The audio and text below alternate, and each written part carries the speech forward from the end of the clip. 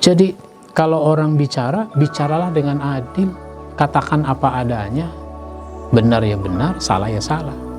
Makanya jangan suka mempermainkan hukum, tegakkan hukum dengan adil.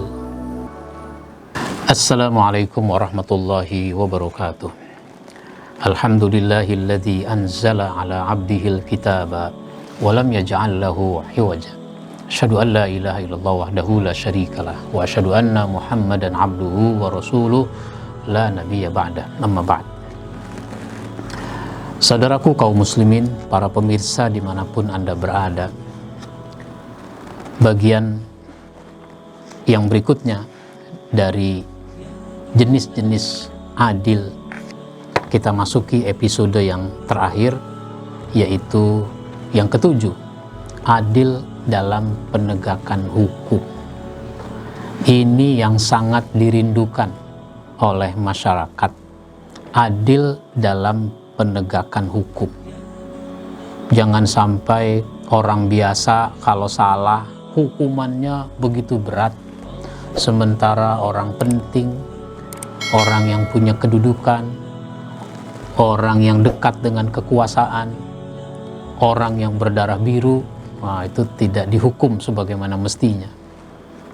Maka dulu ketika hal itu diadukan kepada Nabi, ya Rasul, bagaimana?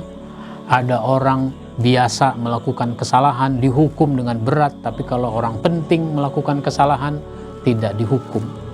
Nabi bilang apa? Seandainya anakku Fatimah mencuri, akan aku potong tangannya. Itu menunjukkan bahwa adil dalam penegakan hukum. Karenanya Allah Subhanahu wa ta'ala berfirman pada surat An-Nisa ayat 58. Innallaha ya'murukum an tu'addul amanati ila ahliha. Sungguh Allah menyuruhmu menyampaikan amanah kepada yang berhak menerimanya. Wa iza hakamtum bainan nas an tahkumu bil adl. Apabila kamu menetapkan hukum di antara manusia, hendaknya kamu menetapkannya dengan adil. Makanya jangan suka mempermainkan hukum, tegakkan hukum dengan adil. Siapa saja yang bersalah, hukum sesuai dengan ketentuan. Kalau orang tidak bersalah, jangan dicari-cari kesalahannya, karena nggak ketemu, jangan dihukum. Begitu.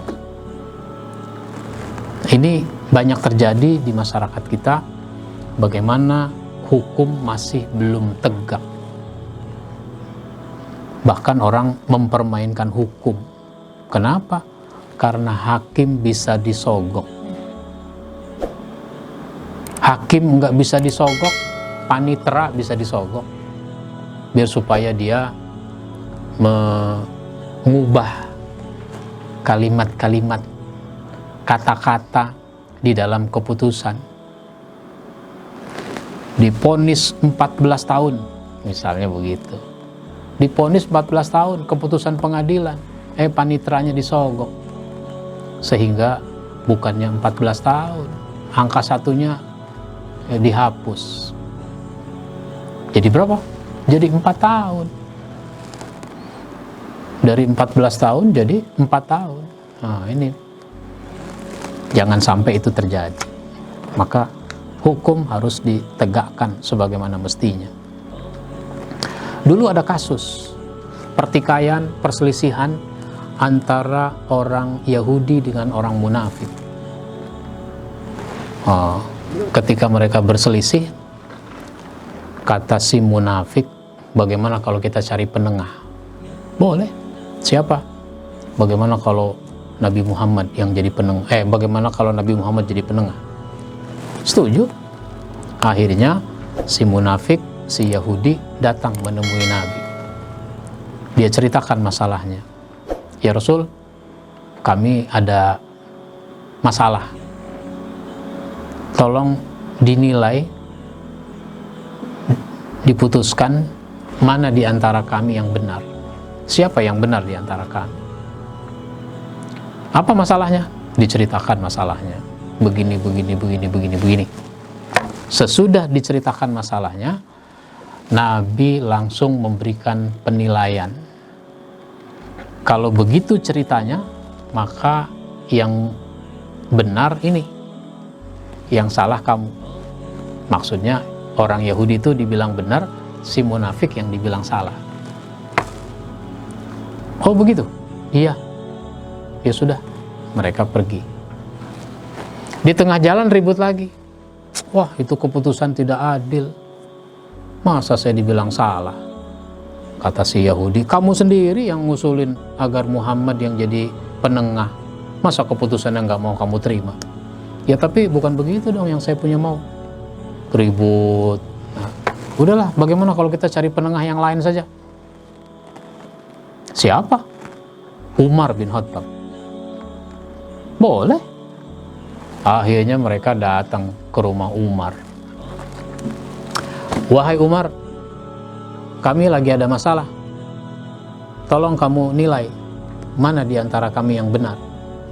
Perlu engkau ketahui bahwa kami sebenarnya sudah datang menemui Nabi. Ketika kami tanyakan mana di antara kami yang salah, ternyata saya yang dibilang salah. Ini dibilang benar. Sekarang kami minta kepada engkau, siapa di antara kami yang benar, siapa yang salah. Oh begitu. Tunggu dulu. Umar masuk ke dalam rumahnya. Ternyata Umar ngambil golok yang paling tajam. Ambil golok yang paling tajam. Kemudian dia keluar dari dalam rumahnya, menemui dua orang tamunya itu. Umar langsung pegang rambut si munafik itu. Rambutnya dipegang keras-keras, kemudian ditarik ke belakang sehingga dia mendengak begitu. Terus digorok lehernya. Selesai. Jangan dikatakan Umar itu kejam. Kenapa? Karena Umar itu ingin menegakkan keadilan. Ini orang bukan mau cari keadilan, bukan mau mencari siapa yang benar, siapa yang salah. Ini orang mengkhianati, pengkhianatan kepada Nabi. Lah kalau Nabi saja dikhianati, apalagi Umar? Nah, kira-kira begitu. Ini orang pantasnya dieksekusi mati. Nah begitulah. Jadi harus ada penegakan hukum. Yang terakhir, yang ke-8 adalah adil dalam berbicara. Oh ternyata kalau bicara, kita juga harus bicara yang adil. Bagaimana itu? Mengatakan apa adanya tentang kebenaran, meskipun hal itu berkaitan dengan kerabat, berkaitan dengan saudara, merugikan mereka. Kalau ngomong, katakan apa adanya. Itu namanya adil dalam bicara. Di dalam surat Al-An'am ayat 152 itu disebutkan, wa iza qultum fa'dilu walau kana dza qurba wa bi ahdillahi aufu zalikum wassaqum bihi la'allakum tazakkarun. Apabila kamu berbicara, bicaralah dengan adil. Maksudnya jujur. Bicara yang jujur. Sekalipun dia kerabatmu, penuhilah janji. Demikianlah Allah memerintahkan kepadamu agar kamu jadi ingat. Begitu. Jadi kalau orang bicara, bicaralah dengan adil. Katakan apa adanya. Benar ya benar, salah ya salah. Jangan suka muter-muter. Nah, cuma kan orang seringkali gengsi, nggak mau mengatakan apa adanya. Sehingga dia putar sana, putar sini itu omongan. Dan udah ditangkap oleh lawan bicara bahwa ini orang tidak berani berkata apa adanya.